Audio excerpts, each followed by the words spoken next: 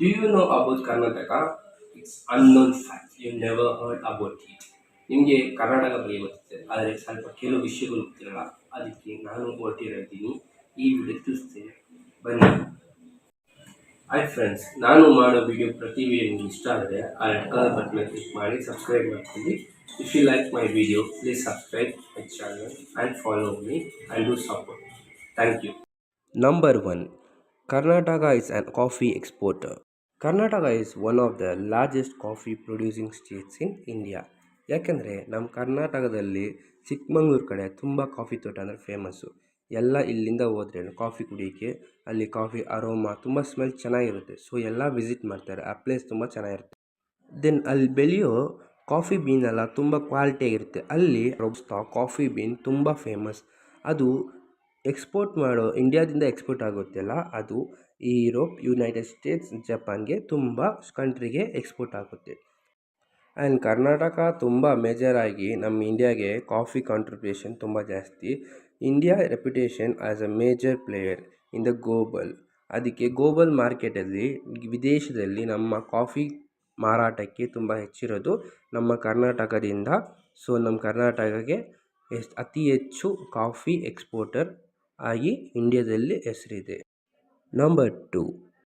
ಕರ್ನಾಟಕ ಖಾದಿ ಗ್ರಾಮೋದ್ಯೋಗ ಸಂಯುಕ್ತ ಸಂಘ KKGSS.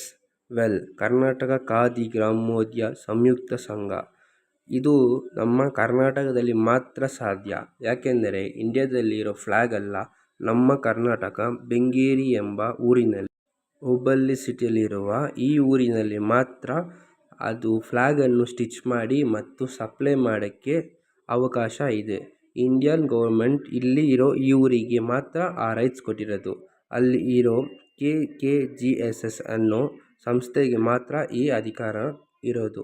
So ಯಾರು ಬೇಕಾದರೂ ಫ್ಲ್ಯಾಗ್ನ ತಯಾರಿಸೋ ಹಂಗಿಲ್ಲ.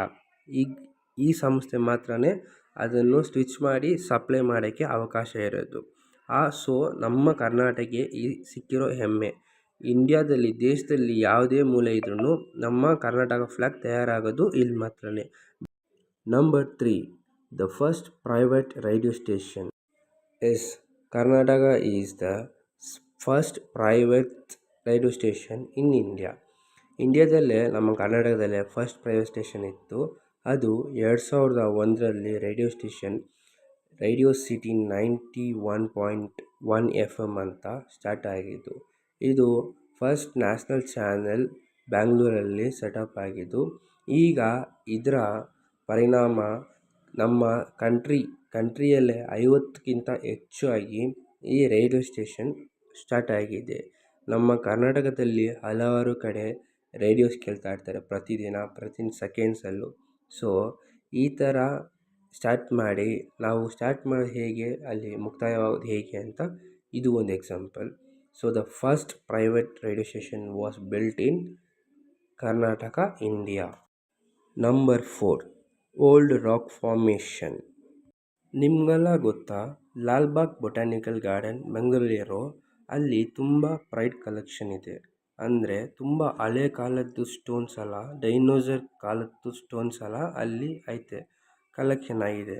ನೀವು ಯಾವತ್ತಾದರೂ 3600 ವರ್ಷದ ಕಲ್ಲುಗಳು ಅಲ್ಲಿ ಮ್ಯೂಸಿಯಮಲ್ಲಿದೆ. ಸೊ ಈ ಕಲ್ಲುಗಳು 3000 ಹಳೆ ಮಿಲಿಯನ್ ವರ್ಷಗಳ ಆಗಿದೆ ಅಂತ.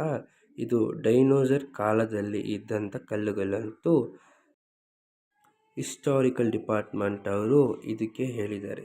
3000 million years ago that the ಕಲ್ಲುಗಳು ಡೈನೋಸರ್ ಒರಿಜಿನೇಟೆಡ್ ಬಿಫೋರ್. ಹಳೆ ಡೈನೋಸರ್ ಇದ್ದಂಥ ಕಾಲದಲ್ಲಿ ಇದ್ದಂಥ ಕಲ್ಲುಗಳಂತೂ ಖಚಿತಪಡಿಸಲಾಗಿದೆ. Number 5. Another language excellence. Tungabhadra ಅಲ್ಲಿರೋ ಕರ್ನಾಟಕದಲ್ಲಿ ನಮ್ಗೆ ಗೊತ್ತಿರೋಂಗೆ ಲ್ಯಾಂಗ್ವೇಜಸ್ ತುಂಬ ಇದೆ. ಅದು most Kannada and is the important language in Karnataka. ಮತ್ತು ಕರ್ನಾಟಕದಲ್ಲೇ ಬೇರೆ ಲ್ಯಾಂಗ್ವೇಜನ್ನು ಮಾತಾಡ್ತಾರೆ. ಆದರೆ ನಮ್ಮ ಶಿವಮೊಗ್ಗದಲ್ಲಿ ಹತ್ರ ಇರೋ ತುಂಗಭದ್ರಾ ನದಿ ಹತ್ರ ವಾಸ ಮಾಡ್ತಿರೋ ಜನರು, ಮತ್ತೂರು ಎಂಬ ಗ್ರಾಮದಲ್ಲಿ ಅಲ್ಲಿರೋ ಜನರೆಲ್ಲ ಸಂಸ್ಕೃತ ಮಾತಾಡ್ತಾರೆ. ಅವರ ದಿನ ಚಟುವಟಿಕೆಯಲ್ಲಿ ಅವರ ಭಾಷೆಯನ್ನು ಬಳಸ್ಕೊಂಡು ಮತ್ತು ಹೊರಗೆ ಬಂದಾಗ ಅವರು ಕನ್ನಡ ಸೆಕೆಂಡ್ ಲ್ಯಾಂಗ್ವೇಜ್ ಆಗಿ ಅವರು ಮಾತನಾಡುತ್ತಾರೆ.